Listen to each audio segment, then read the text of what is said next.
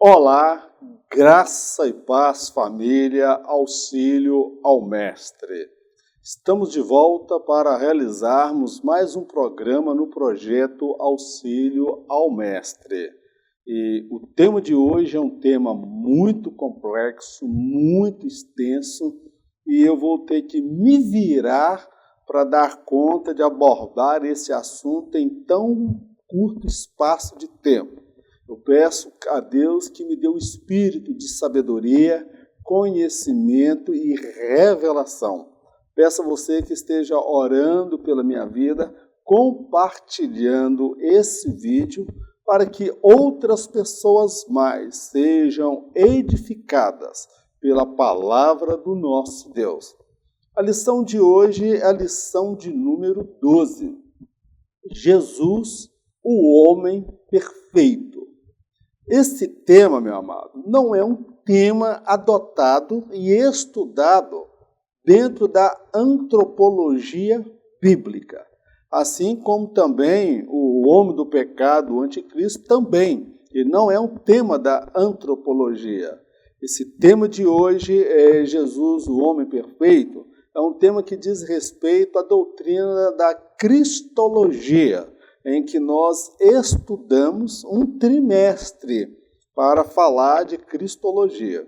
Hoje nós vamos falar Jesus, o homem perfeito, se referindo à sua natureza humana, porque ele era 100% Deus e 100% homem.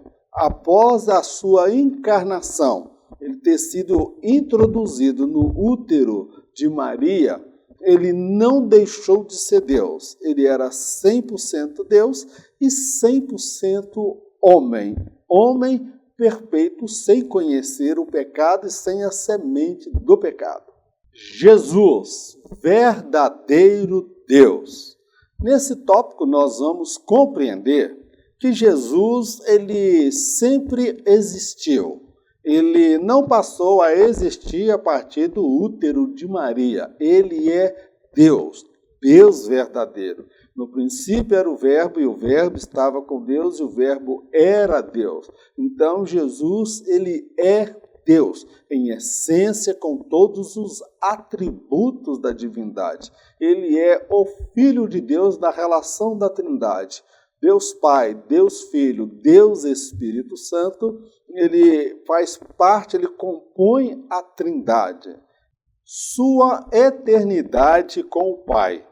As Escrituras Sagradas asseveram que Jesus é o Pai da eternidade e, portanto, sempre existiu, não teve começo. Ele é o princípio e o fim de todas as coisas visíveis e invisíveis. Em Gênesis, quando do ato da criação do homem, é possível observar o diálogo entre a Trindade, Deus Pai, Deus Filho e o Deus Espírito Santo. Façamos o homem à nossa imagem, conforme a nossa semelhança. Conforme se pode perceber, a narrativa está no plural e não no singular. Não são poucos os cristãos que acreditam que Jesus passou a existir a partir do útero de Maria. Isto porque desconhecem o significado de um de seus nomes, Emanuel, Deus conosco. Aqui, nesse tópico, nós queremos destacar a divindade de Jesus, que ele sempre esteve com o Pai na eternidade. Deus Pai, Deus Filho, Deus Espírito Santo. Isso nós observamos, que ele é, um dos nomes que ele tem é Pai da eternidade, tá bom, meu querido? Ele é o Alfa e o Ômega, o princípio e o fim. Então, ele é o Criador de todas as coisas, Pai da eternidade, o começo e o fim de todas as coisas visíveis e invisíveis. Lá no livro de Gênesis, quando da criação do homem, há ali uma narrativa, um diálogo da Trindade. Façamos o homem à nossa imagem conforme a nossa semelhança. Esse diálogo, meu amado, é atribuído à Trindade. Ali nós compreendemos que Jesus, ele é uma dessas pessoas, ou componente dessa trindade que estava presente. Nesse diálogo, não é ali um diálogo no singular, é um diálogo no plural. Façamos. Então, está no plural, é mais do que uma pessoa. Então, meu amado, nós compreendemos que Jesus, ele é eterno. Ele não teve nem começo de dias, ele não foi criado. Outros sim. Alguns cristãos, ainda que sinceros, verdadeiros, na sua simplicidade, eles compreendem que Jesus passou a existir a partir do útero de Maria, o que é um grande equívoco, ele já existia. Quando nós olhamos um dos nomes que é atribuído a ele, é Emanuel, que significa Deus conosco, se ele é Deus. E está conosco, significa que ele é Deus eterno que sempre existiu. Ele não é um Deus de segunda classe ou um semideus. Ele sempre existiu porque ele é Deus, Emanuel, o Deus conosco. Seus atributos, grandezas e perfeições. Há 3 momentos distintos relacionados à pessoa de Jesus que são mal compreendidos. 1. Antes da sua encarnação.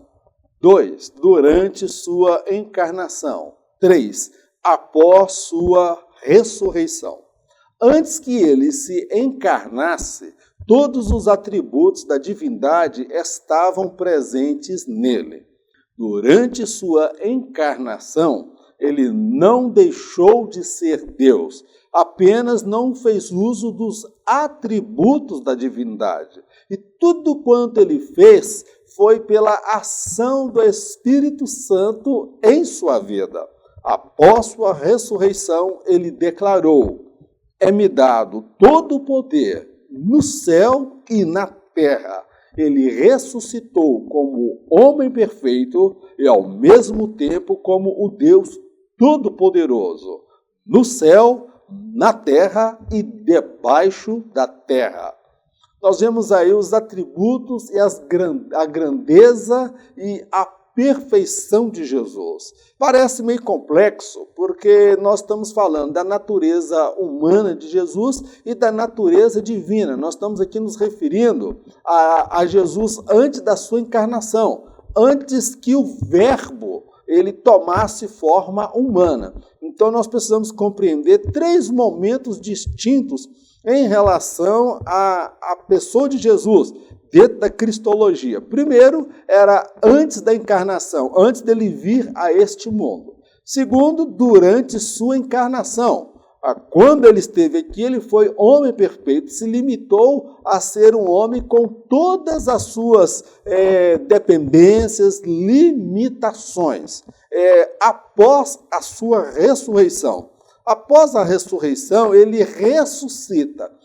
100% homem, 100% Deus, e quando ele retorna para o céu, ele não é mais o mesmo que de lá saiu, porque ele volta sendo Deus, mas ele volta também sendo homem. As 2 naturezas estavam nele presentes. Então, meu querido, a cristologia é um tema maravilhoso. Enquanto homem, ele abriu mão de todos os atributos da divindade. Ele não fez uso de nenhum, mas ele não deixou de ser Deus. Ele continuou sendo Deus, somente não fez uso dos seus atributos. Agora, quando ele ressuscitou, meu irmão, ele mesmo fez a seguinte declaração: é-me dado todo o poder no céu e na terra. Então, nós observamos que quando ele ressuscita como o El Shaddai, o Todo-Poderoso. Ou seja, ali estava o Deus vivo, o Deus Todo-Poderoso, o Deus maravilhoso, glorioso e majestoso. E ele retorna para o céu com a natureza divina, os atributos da divindade, porém, com a natureza humana, 100% homem. O Espírito do Senhor é sobre mim, pois que me ungiu para evangelizar os pobres, enviou-me a curar os quebrantados do coração, a pregar liberdade aos cativos e restauração da vista aos cegos, a pôr em liberdade os oprimidos, a anunciar o ano aceitável do Senhor. Lucas capítulo 4, verso 18 a 19. Nesse texto nós observamos que tudo quanto Jesus fez e operou de sobrenatural, ele fez enquanto homem, mas a Bíblia fala que o Espírito do Senhor era sobre ele. O Espírito Santo conduziu ao deserto. Aqui ele fala, o Espírito do Senhor é sobre mim, ele que me ungiu, o Senhor ungiu a Jesus, ou seja, na qualidade de homem. Ele foi ungido pelo Senhor e ele foi enviado pelo Senhor Deus. Então nós vemos ali que todas as coisas que Jesus fez, quando ele consegue perceber o pensamento das pessoas, palavra do conhecimento, é um dom espiritual, os milagres que ele operou, dons de curar, dons de maravilha. Nós vemos ali em Jesus, enquanto homem, a manifestação dos dons espirituais e todo o sobrenatural que foi realizado na sua vida e através da sua vida foi pelo Espírito Santo, a começar da sua concepção, porque ele foi introduzido ali no útero de Maria pelo Espírito Santo de Deus. Esvaziou-se de sua glória, mas não de sua divindade.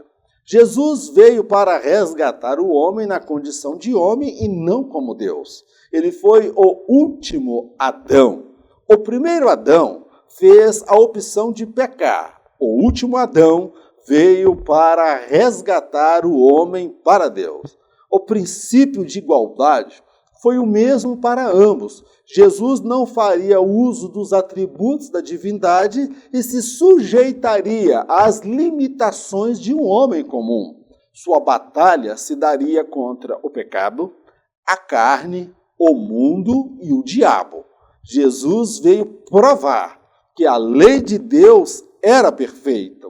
Adão poderia ter feito outra escolha. Jesus obedeceu ao Pai em tudo e na cruz cumpriu todos os preceitos da justiça divina. Ele triunfou sobre tudo e sobre todos enquanto homem perfeito. Quando Jesus toma a forma humana e é introduzido no útero de Maria, meu querido, ele abre mão dos atributos da divindade. Ele abre mão da glória, da majestade que ele tinha no céu, mas ele não deixou de ser Deus, deixou de ser divino. Nós observamos o primeiro Adão. Ele foi criado por Deus perfeito. Jesus ele é chamado de o último Adão. Então, ele veio no mesmo princípio de igualdade que o primeiro Adão, sem a semente do pecado. Esta é a razão pela qual ele foi introduzido no útero de Maria para não receber a semente do pecado. Mas ele também tinha que se limitar dentro da realidade de um homem comum. Cansaço, fome, sono, sede, ele estava limitado a tempo e espaço, então ele veio como homem, ele abriu mão dos atributos da divindade. Eu destaco uma coisa, que a batalha que Jesus travou, ela se daria pelo menos em 4 áreas. Jesus travou uma batalha contra o pecado, Jesus travou uma batalha contra a carne, Jesus travou uma batalha contra o mundo e contra o diabo. Essas 4 batalhas Jesus travou. Então Jesus também, a vinda dele, a encarnação dele, tinha também um outro objetivo: provar que a lei de Deus era perfeita. Porque quando nós vemos Adão e Eva lá no jardim do Éden cedendo ao pecado, fica a impressão de que Deus era severo demais, rigoroso demais, e que o homem que ele criara era um homem frágil, fraco, suscetível ao erro, ao pecado, facilmente. Jesus ele veio na mesma condição que Adão. homem perfeito, e ele obedeceu, cumpriu a lei de Deus, e ele provou que Adão poderia sim ter resistido ao pecado, porque Deus o criara perfeito. Outra coisa, Jesus obedeceu ao Pai em tudo, e na cruz, todos os preceitos da justiça divina, irmão, se cumpriu na pessoa de Jesus. Muitos pensam que Jesus, quando morreu na cruz do Calvário, ele veio resgatar o homem do diabo, o que é um equívoco. O diabo, ele está passível do juízo e do julgamento. Jesus, quando morreu, ele cumpriu todos os preceitos da lei, porque a lei exigia, meu irmão, que a justiça fosse cumprida. Então, Jesus, ele cumpriu a justiça e resgatou o homem da ira de Deus, da justiça implacável de Deus. Ele se fez maldito em meu lugar e em seu lugar. Na qualidade de homem, entendeu? Na qualidade de homem e não de Deus, ele venceu, ele triunfou lá na cruz do Calvário, sobre tudo e sobre todos, como homem e não como Deus. Glórias ao nome do nosso Senhor Jesus Cristo, que sendo em forma de Deus, não teve por usurpação ser igual a Deus, mas esvaziou-se a si mesmo, tomando a forma de servo, fazendo-se semelhante aos homens e achado na forma de homem, humilhou-se a si mesmo, sendo obediente até a morte e morte de cruz. Filipenses capítulo 2, versos 6 a 8. O que nós vemos aqui é o que Paulo escreve aos Filipenses, que Jesus, ele sendo em forma de Deus, ele não usurpou ser igual a Deus, mas antes ele se esvaziou, ele abriu mão dos atributos da divindade e foi obediente, como Adão deveria ser. Ele foi obediente até a morte, e a morte de cruz. Adão, ele cedeu à tentação. O último Adão, ele provou que era possível servir a Deus, obedecer a Deus e ser fiel a Deus. Jesus, verdadeiro homem. Nesse tópico nós vamos ressaltar a natureza humana de Jesus.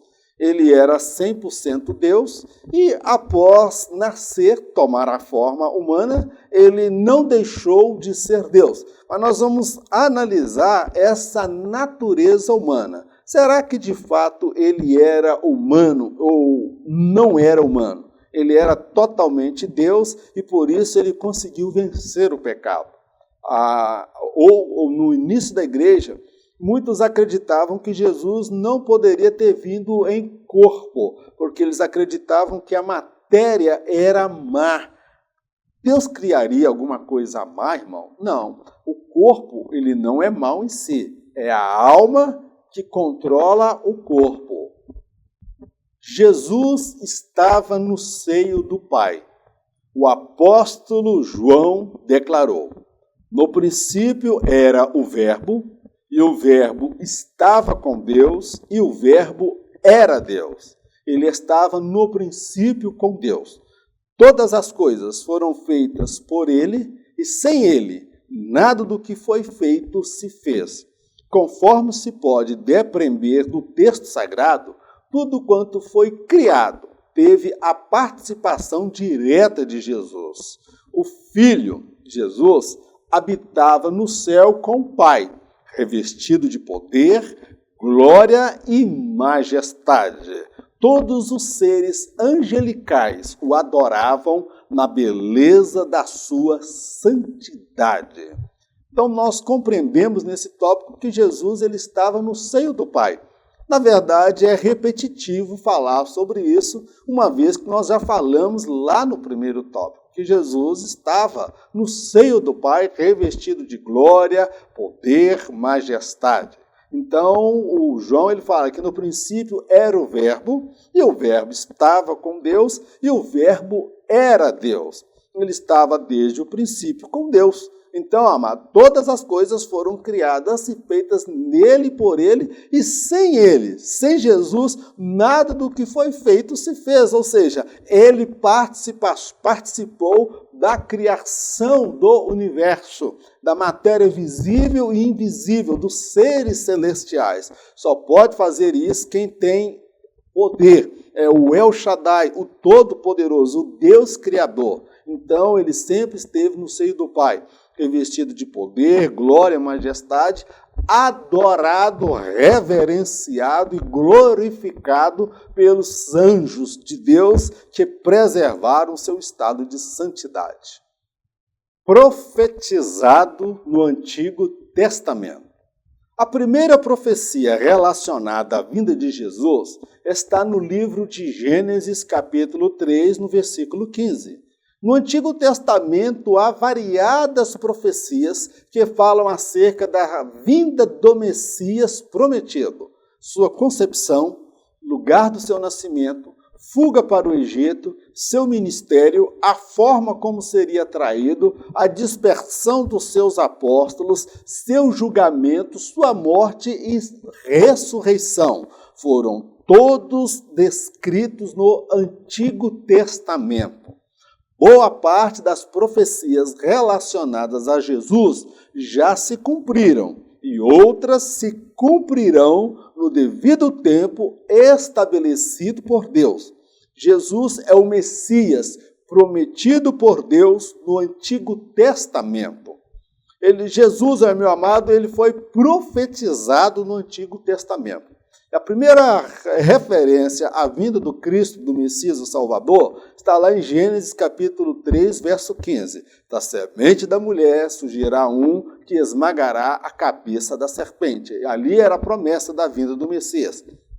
Isaías é tido como profeta messiânico, porque foi o que mais falou da natureza do ministério, o nascimento. O Antigo Testamento tem aí, eu não vou falar inúmeras profecias, pelo menos 48 profecias, amados, relacionadas à vinda do Senhor Jesus. Primeiro, como ele seria concebido, lugar do seu nascimento, a fuga dele para o Egito, seu ministério, a forma como ele seria traído, a dispersão dos seus apóstolos, seu julgamento, sua morte, sua ressurreição, tudo, irmão, foi descrito lá no Antigo Testamento. Então, boa parte, agora eu quero destacar o seguinte, que boa parte das profecias relacionadas a Jesus se cumpriu. A primeira profecia é que ele viria como o Cordeiro de Deus que tira o pecado do homem. Ele veio como o servo, tá bom? Aquele que veio para servir. Mas muitas outras ainda se cumprirão, porque ele voltará como um noivo para buscar a sua amada, a igreja, no arrebatamento. Ele voltará como o leão da tribo de Judá para estabelecer o seu milênio. Então, meu querido, há muitas outras profecias relacionadas a Jesus que irão se cumprir no devido tempo estabelecido por Deus. Teoria da coincidência das profecias acerca do Messias. Em uma obra literária intitulada Em Defesa de Cristo, o autor entrevista um judeu convertido ao cristianismo e ele fez as seguintes afirmações acerca das profecias relacionadas a Jesus. Stoner também calculou que a probabilidade de se cumprirem as 48 profecias era de uma em 1 trilhão elevado à 15ª potência. Nossa mente não consegue entender um número desse tamanho. É um número igual ao dos átomos de um universo como o nosso multiplicado por 1 trilhão elevado à 5ª potência. Chega-se à conclusão de que só em Jesus poderiam se cumprir estas profecias. Há uma teoria que Jesus ele não é o Messias prometido. Ali foram várias coincidências. Aí um judeu convertido ao cristianismo, no livro Em Defesa de Cristo, ele dá uma entrevista ao escritor desta obra. Se você não leu, leia, é uma obra maravilhosa. Ele fala que para se cumprir aquelas 48 profecias relacionadas ao Messias escritas no Antigo Testamento, irmão, a probabilidade era uma em 1 trilhão elevado à 15ª potência. Meu irmão, era quase impossível cumprir essas 48 profecias em uma pessoa. E, meu querido, é fascinante quando nós compreendemos isso. Ele é o Cristo, o Messias prometido no Antigo Testamento, encarnado no Novo Testamento. Semelhante a Adão, Jesus, enquanto homem, foi formado de maneira sobrenatural. Ele foi introduzido no útero de Maria e dependia dela para ser alimentado. Ele chorava e tinha fome como um bebê normal. Foi alfabetizado e crescia em graça e conhecimento. Experimentou, como os demais homens, a exaustão física ao dormir no barco em meio a uma tempestade. Era um ser social, participava de festas e bebia vinho. Sua alma sentiu a dor da solidão, da angústia e da traição. Seu corpo foi ferido, sangrou na cruz do Calvário e foi sepultado após sua morte. Então nós vamos ver aqui a encarnação de Jesus. O que é encarnação? Ele tomou forma humana, tomou forma desse material que nós somos, ou seja, o pó da terra. Tá bom, meu querido? Ele foi feito do mesmo material. Mas semelhante a Adão, nós precisamos compreender que tanto Adão como Jesus, eles chegaram a este mundo de uma forma sobrenatural. Adão, ele teve uma intervenção direta da parte de Deus. Jesus teve uma intervenção direta por parte do Espírito. Ele foi introduzido no útero de Maria. E ali nós observamos que, enquanto no útero de Maria, ele dependia dela para ser alimentado. Jesus, ele foi gerado, irmão. Ele não foi colocado ali com 9 meses, não. Ele foi um embrião introduzido no útero de Maria, e pelo cordão umbilical é que ele se alimentava, se nutria.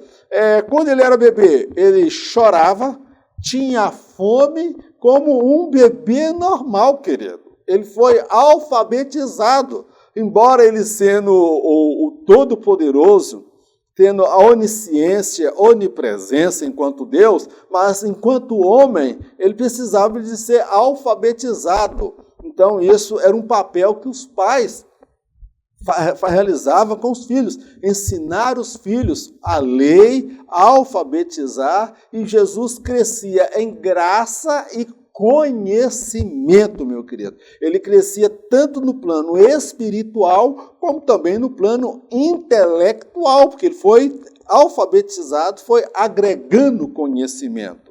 Outro sim, em relação à encarnação de Jesus. Ele experimentou, como os demais homens, a exaustão física ao dormir no barco em meio a uma tempestade. Jesus estava tão cansado, mas tão cansado de atender pessoas e operar milagres e pregar, que ele dormiu, irmão, no meio de uma tempestade. Que é isso? O corpo estava exausto. Outra coisa, Jesus, ele era um ser social. Ele participava de festa, de casamento, ele comia, ele se alimentava, tomava água, bebia vinho. A sua alma sentiu a dor da solidão, a dor da angústia e da traição. Seu corpo foi ferido, meu irmão, com os pregos, com a coroa de espinha que foi cravada na sua cabeça. Ele sangrou como todo homem sangra, meu querido, quando é ferido. Na cruz do Calvário, meu irmão, ele sangrou. Segundo alguns estudiosos, todo o sangue do seu corpo foi lançado para fora, ou seja, ele perdeu todo o seu sangue, a ponto de sair água e sangue. Olha lá o livro, Em Defesa de Cristo, que você vai compreender o que foi o sofrimento de Jesus na cruz do Calvário. Jesus nasceu na plenitude dos tempos. Desde a queda do homem no jardim, Deus prometeu trazer ao mundo o seu filho. Porém, o mundo precisava ser preparado para a sua chegada. Jesus veio na plenitude dos tempos, ou seja, o mundo já estava preparado para recebê-lo. Por intermédio do povo judeu, a fé verdadeira no Deus vivo foi introduzida no mundo. A filosofia grega levou o mundo da época a pensar. O idioma grego uniu povos. O Império Romano contribuiu para que a ordem, a paz, as leis e as estradas propiciassem a propagação da mensagem do Evangelho de Jesus Cristo. Então, meu querido, a Bíblia relata que Jesus nasceu na plenitude dos tempos. O que a Bíblia está querendo dizer? Que antes de Deus trazer o seu Filho ao mundo, primeiro ele preparou o mundo para a chegada do seu Filho. Então, nós vamos ver que por intermédio do povo judeu, Deus introduz a fé monoteísta, a fé no Deus verdadeiro, o Deus criador dos céus e da terra, o Deus de Abraão, o Deus de Isaac e o Deus de Jacó. Tá bom, meu querido? Então Deus introduz a fé verdadeira através do povo judeu. Deus também se valeu do povo grego, porque a filosofia do grego, a sabedoria, o conhecimento fez o mundo daquela época pensar. O mundo se tornou menos bárbaro a partir da filosofia. A língua, o idioma grego, era praticamente o idioma predominante no mundo daquela época, assim como nós temos o inglês nos nossos dias. Isso foi fabuloso, irmão, porque Jesus ele veio trazendo ao mundo revelação, conhecimento, sabedoria. E filosofia é o quê? Amor ao conhecimento. E por intermédio do Império Romano, Deus veio estabelecendo a ordem, a paz, as leis, as viagens, navegações marítimas eram perigosas porque haviam muitos piratas nos mares. O Império Romano exterminou os piratas nos mares, ele construiu estradas, estabeleceu leis. Tudo isso no Império Romano propiciou, irmão, a propagação da mensagem do Evangelho de Jesus Cristo. Então, quando nós vemos aquele ditado popular que todos os caminhos conduzem a Roma, é porque o povo romano, a nação, o Império Romano, foi uma nação que investiu em pavimentação, em estradas. Então, Deus se valeu do povo judeu, Deus se valeu do povo grego, Deus se valeu do Império Romano. Cada um com um propósito específico na onisciência de Deus. É por isso que Jesus ele veio na plenitude dos tempos, quando o mundo já fora preparado por Deus para a chegada do seu Filho. Em Israel, Jesus é apresentado ao mundo. O Salvador do mundo nasceu, cresceu e foi educado sobre a cultura judaica.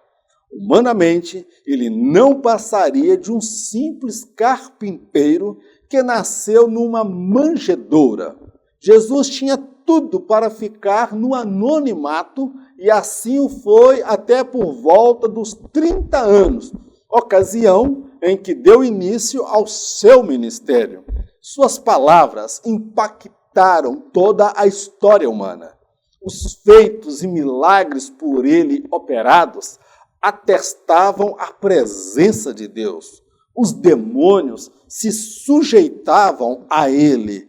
Muitos povos e nações foram impactados pela mensagem pregada por Jesus de Nazaré. Oh, aleluia! Santo, santo, santo, santo é o Senhor. Eu fui impactado pela mensagem pregada por Jesus Cristo de Nazaré.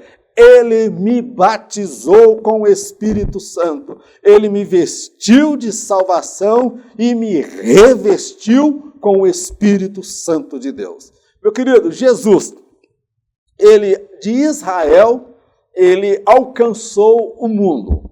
Ele foi apresentado ao mundo. Por quê? O Salvador, Jesus, ele nasceu dentro da cultura judaica. Ele foi alimentado, educado e cresceu inserido dentro da cultura judaica, e houve também influência da cultura grega, influência da cultura romana. Humanamente falando, irmão, sobre a ótica humana, Jesus tinha tudo, irmão, para ficar no anonimato e se tornar apenas um simples carpinteiro que nasceu numa manjedoura. Irmão, ele não era ali, ele não nasceu no palácio, ele não era humanamente príncipe, ele não era chefe de Estado, o pai dele não era um líder tribal, era de uma família simples, trabalhadora. Então ele tinha tudo para ficar no anonimato e assim foi até os 30 anos de idade. Você para pensar o de ciência de Deus. Por que Jesus não começou o ministério dele com 18 anos de idade, irmão? Por que Jesus não começou o ministério dele com 21 anos de idade, irmão? Deus tem o tempo, a hora, o momento, tudo dentro do controle. Pressa é tudo aquilo que eu e você não conseguimos fazer em tempo hábil, meu amado. Mas Deus, ele não tem pressa. Ele tem tudo sobre o seu controle. Nada foge ao seu controle. As palavras ditas por Jesus, irmãos, impactaram a história humana. Ele foi o único na história que pôde dizer: eu sou o caminho, a verdade e a vida. Ninguém, absolutamente ninguém, vem ao Pai se não for por mim. Jesus fez declarações de que ele era o Deus. Quem vê a mim, vê o Pai. Então, eu e o Pai somos um. Jesus, ele contou, irmão, parábolas. Ele trouxe ensinamentos, meu amado, que impactou a história da humanidade. Os demônios se sujeitavam a ele. Quem é este que até os demônios se sujeitam a ele? Os milagres que Jesus operou atestavam a presença de Deus. Ele nunca se vangloriava, se exaltava, mas ele atribuía a Deus a honra, a glória e o louvor. E ao longo da história, povos e nações foram impactados pela mensagem pregada por Jesus de Nazaré. Eu fui impactado pela mensagem de Jesus de Nazaré. Você foi impactado pela mensagem de Jesus de Nazaré. Glórias ao nome do Senhor. Quem diria? Um simples carpinteiro que nasceu numa manjedoura poderia um dia mudar a história da humanidade, hein? Antes de Cristo e depois de Cristo. Não somente nesta vida, mas também na eternidade. Glórias ao nome do nosso Deus. Jesus, o homem perfeito. Nesse tópico, nós vamos ressaltar que Jesus, enquanto homem, ele era perfeito. Perfeito em todos os seus caminhos, na sua postura, nas suas intenções, no pensamento, em todas as áreas. Ele era perfeito. Todavia, eu ressalto que Jesus, enquanto homem perfeito como Adão, ele estava sujeito, passível ao pecado. Tá bom, meu querido? Jesus estava sujeito ao pecado. A humanidade de Jesus. Enquanto homem, Jesus estava sim sujeito ao pecado. Esta foi uma das razões pela qual o diabo tentou por 40 dias no deserto. Se esta possibilidade não existisse, jamais o diabo o teria tentado. Em tudo ele foi tentado, porém em nada pecou. Sua vida de oração, santificação e total dependência do Espírito Santo o fez vencer todas as tentações. Enquanto homem, ele sentiu fome, sede, cansaço físico, angústia, tristeza, a dor física quando a coroa de espinha foi cravada em sua cabeça e ao ser espancado e crucificado na cruz do Calvário. Então nós estamos falando aqui da humanidade de Jesus. Já falamos no tópico anterior, mais uma vez repetindo. Essa tem sido uma característica desse trimestre, irmãos. Lições repetitivas, temas repetitivos, temas que não compõem a proposta inicial. Aqui, vou falar uma coisa com você. Teologia não é uma ciência exata. Teologia, irmãos, ela é baseada a partir da interpretação de um texto divino. O texto é perfeito. A Bíblia não tem erro. Agora, o problema está na interpretação do texto. Então, quando nós vamos para a interpretação do texto, dali as pessoas e doutrinas, denominações, podem chegar a conclusões diferentes uma da outra. Então, nesse ponto, há instituições e correntes teológicas que acreditam que Jesus não estava sujeito ao pecado. Vamos, hipoteticamente, que ele não estivesse sujeito ao pecado.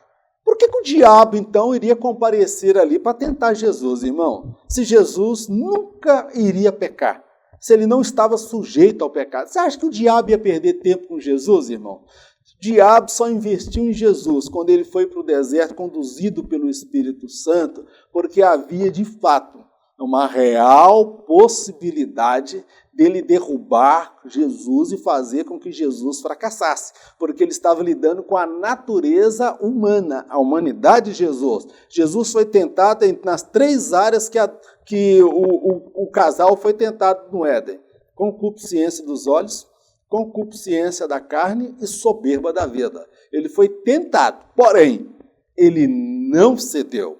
Em tudo ele foi tentado e ele nada pecou. Por que ele não pecou?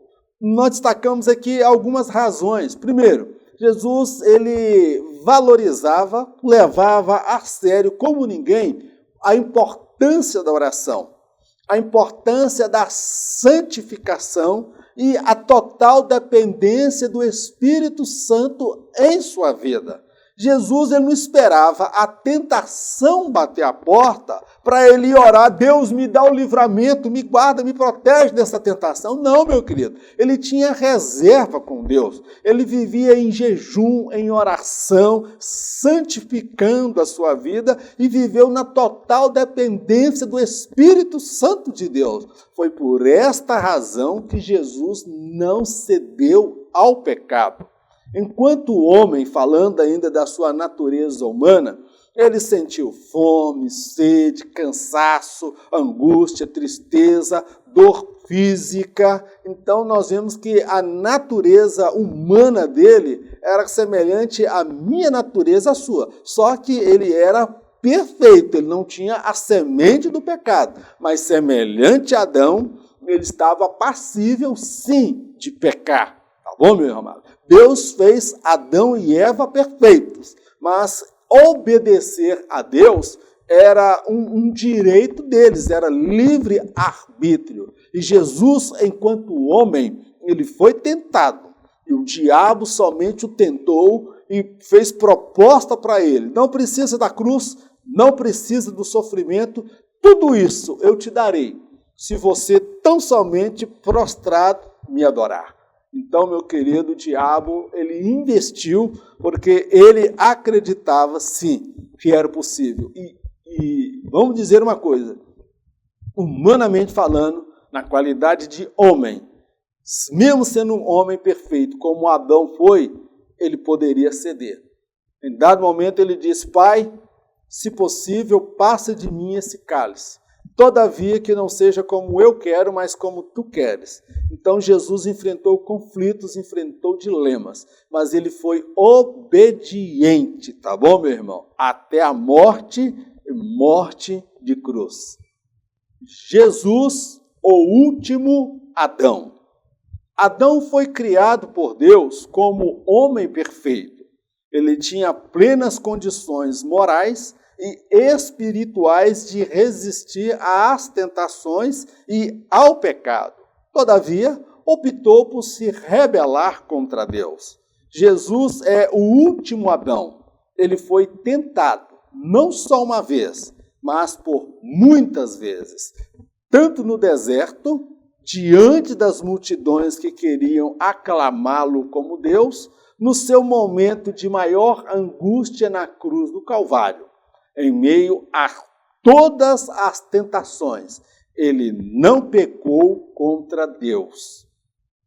Quando a Bíblia se refere a Jesus como o último Adão, ela está fazendo uma analogia do primeiro Adão e o último Adão ou segundo Adão. Tá bom, meu irmão? Porque houve o Adão criado lá no Jardim do Éden por Deus de forma sobrenatural e o segundo Adão ou último Adão, que é Cristo, que também veio a este mundo de forma sobrenatural, introduzido no útero de Maria. Então, meu amado, nós observamos que o primeiro Adão foi criado por Deus como homem perfeito. Ele não tinha a semente do pecado. Adão, irmãos, ele, como nós já estudamos nesta lição, ele não era imaturo, ele não era simplório, desqualificado, ele tinha um alto nível intelectual, uma espiritualidade, irmão, jamais imaginada por um ser humano. Ele conhecia a Deus, Deus se apresentava a ele. Todavia, Adão, ele optou em se rebelar contra Deus. E o pecado de Adão e Eva não foi tão somente comer a maçã. O comer a maçã foi apenas, amado, a concretização daquilo que havia no coração deles. Eles queriam ser iguais a Deus. Jesus, o último Adão, ele foi tentado. E não foi só uma vez não, tá bom, meu querido? Jesus foi tentado várias vezes. Ele foi tentado no deserto, que o Satanás o tentou, não foi só no último dia, não. Ele foi tentado os 40 dias. Todo dia o diabo se apresentava para tentá-lo. E no último dia, o diabo fez a sua última investida. Jesus ele também foi tentado diante das multidões que queriam aclamá-lo como Deus. Quando ele multiplicou pães, o povo falou, agora nós vamos exaltar, esse aí agora, ele é o Deus, nós vamos aclamá-lo. E aí Jesus ele fugiu. Ele não podia receber adoração enquanto homem, tá bom, meu querido? E ele foi também tentado no seu momento de maior agonia na cruz do Calvário. Lá na cruz do Calvário alguém disse, tu és mesmo Deus, desça da cruz e que nós creremos em ti. Cadê o teu Deus? Aonde está o teu Deus? Então nós vemos que Jesus ele foi tentado. Ele, certa feita, quando Pedro puxa de uma espada e que Judas o havia traído, ele corta a orelha de um dos filhos dos sacerdotes que foram prender Jesus. E Jesus falou, olha, se eu quisesse, eu rogaria ao Pai, e ele enviaria aqui muitos anjos para me livrar, e me guardar e me proteger. Então está tudo dentro do controle de Deus. Ele foi tentado em meio a todas as tentações. Ele não pecou contra Deus. Tá bom, meu amado? Então há uma diferença do primeiro Adão para o segundo Adão. Todos dois foram criados perfeitos. De forma sobrenatural, eles foram criados por Deus, criados no sentido que Jesus ele foi introduzido, Adão foi criado. Mas a forma como eles chegaram a este mundo foi uma forma sobrenatural. E cada um fez a sua escolha. Jesus escolheu ser fiel a Deus até a morte e morte de cruz. A perfeição espiritual e moral de Jesus. Jesus, na qualidade de último Adão, era perfeito em todos os seus gestos, palavras, pensamentos, atos e intenções. Ele foi perfeito em tudo. Todavia, não viera a este mundo como anjo. O fracasso na vida de Jesus era uma possibilidade e não uma fatalidade. Sua perfeição moral e espiritual se deve à forma como ele se envolveu com a prática da oração, do jejum e por ter se deixado guiar pelo Espírito de Deus em cada etapa de sua vida aqui na terra. Então nós vamos ver aqui a perfeição espiritual e moral de Jesus. Jesus, irmãos, ele enquanto último Adão, que a Bíblia faz essa analogia, ele foi perfeito em todos os seus gestos, palavras, pensamento, atos e intenções. Ele foi perfeito. Ele foi perfeito em tudo o que ele fazia. Agora, o que precisa destacar, irmão, que Jesus ele não veio a este mundo como anjo. Ele veio como homem. Homem perfeito, mas a natureza humana, semelhante à natureza do primeiro Adão. Estava passível, sim, de uma queda, de um fracasso. E eu destaco o seguinte, que o fracasso na vida de Jesus era uma possibilidade e não uma fatalidade. O que é possibilidade? Poderia acontecer, mas não aconteceu. Como na minha vida, pode acontecer de eu ter um fracasso moral, um deslize moral, mas eu tenho uma natureza pecaminosa. Jesus ele não tinha a natureza pecaminosa, mas havia sim a possibilidade da queda, do fracasso do Senhor Jesus, tá bom, meu amado? Então o fracasso na vida dele era uma possibilidade, e o diabo explorou essa possibilidade, tá bom, meu amado? Todavia, ela não era uma fatalidade, algo que era inevitável, uma queda que deveria acontecer, como muitos compreendem que a queda de Adão era uma fatalidade, ela teria que acontecer. Aí nós vamos entrar no caminho da predestinação. Então, Adão não teve escolha, ele seria vítima da situação e do projeto que Deus já havia estabelecido. Então, meu amado, Adão ele tinha sim a capacidade de resistir ao pecado, e o pecado na vida de Adão, Deus deixou claro que havia sim a possibilidade dele pecar. Porém, não era uma fatalidade, seria uma questão de escolha. E o pecado na vida de Jesus, ele era uma possibilidade. Eu destaco que a sua perfeição moral e espiritual, como eu já falei alguns momentos atrás, se deve ao fato que ele se envolveu com a prática da oração, do jejum e por ter se deixado guiar pelo Espírito de Deus em cada etapa de sua vida aqui na terra. Irmãos, eu falo por experiência pessoal. Eu já tive ocasião que se não fosse a ação do Espírito de Deus na minha vida, eu teria pecado. Se eu não deixasse o Espírito de Deus me conduzir, eu teria feito coisa terrível. Eu tinha perdido a unção de Deus no momento de descontrole, no momento com o ânimo à flor da pele. Então Jesus, ele permitiu ser guiado pelo Espírito Santo de Deus. O Espírito Santo deseja guiar a mim e a você até o caminho que conduz ao céu. O Espírito Santo, ele deseja conduzir a mim e você até o dia do arrebatamento, meu irmão. Ele está nos preparando, nos santificando para o grande encontro com o Rei dos Reis e Senhor dos Senhores. Meu amado irmão, minha amada irmã, eu agradeço a sua participação. Encerramos aqui a lição falar desse tema é difícil, somente dentro de 1 hora. Tinha muito mais coisas para falar, mas eu creio que aquilo que eu não consegui pela minha limitação, pela capacidade da minha compreensão, o Espírito Santo há de comunicar ao seu coração.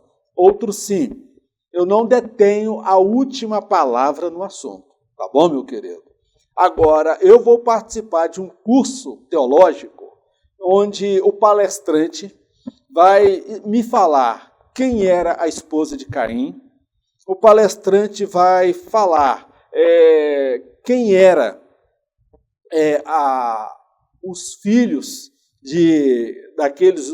das filhos dos homens e com os filhos de Deus, com as filhos de Deus e aquela união, quem eram, se Adão e Eva tiveram filhos no paraíso e se Jesus podia ou não pecar. Então eu vou participar desse curso, eu estou te convidando também, a inscrição, eu já ganhei a inscrição, e esse curso vai se dar lá no céu, onde Jesus vai ser o palestrante, ele vai ser o teólogo, ele vai falar tudo o que eu não soube dizer aqui. E naquela ocasião, os assembleianos, presbiterianos, batistas vai estar olhando um para a cara do outro e falar, rapaz, nós pregávamos umas batatadas lá que a gente achava que sabia muito, não sabia tanto igual a gente imaginava. A gente não sabia nada, estamos aqui pela graça, bondade e misericórdia do nosso Deus. Meu irmão, o importante não é você ser um grande teólogo, é você ser um adorador por excelência. Amém, meu querido? Vamos orar? Senhor, nós te agradecemos pelo estudo da tua palavra. Toda honra, toda glória, todo louvor sejam dados a ti. Fica conosco, santifica-nos, purifica-nos, ó Pai. Ajuda, ensina-nos a viver na dependência do Teu Espírito, a andar na Tua direção, ter uma vida de oração, ter uma vida de santificação, de consagração para resistir o mundo, para resistir o pecado, para resistir a carne, para resistir o diabo e permanecer firmes e fiéis diante do Senhor. Nós não queremos pecar. O pecado e a queda na nossa vida é uma possibilidade, mas não uma fatalidade. Nós queremos fazer uso do nosso livre-arbítrio para estar aos pés do Senhor, adorando, exaltando e glorificando o Teu nome. Fica conosco e nos abençoe no nome de Jesus. Que o grande amor de Deus, a graça do nosso Senhor e Salvador Jesus Cristo, as doces consolações do Espírito Santo de Deus seja com todo o povo de Deus, não somente hoje, mas para todos sempre. Em nome de Jesus, amém. Em caso de arrebatamento, meu irmão, minha irmã, eu não estarei aqui para ministrar a próxima lição. Mas eu me alegro em Deus, porque em caso de arrebatamento, nem eu e nem você estaremos aqui. Nós estaremos subindo por sobre as nuvens para encontrar o nosso amado, o nosso desejado, o Senhor e Salvador Jesus. Fique na paz, Deus te abençoe, em nome de Jesus.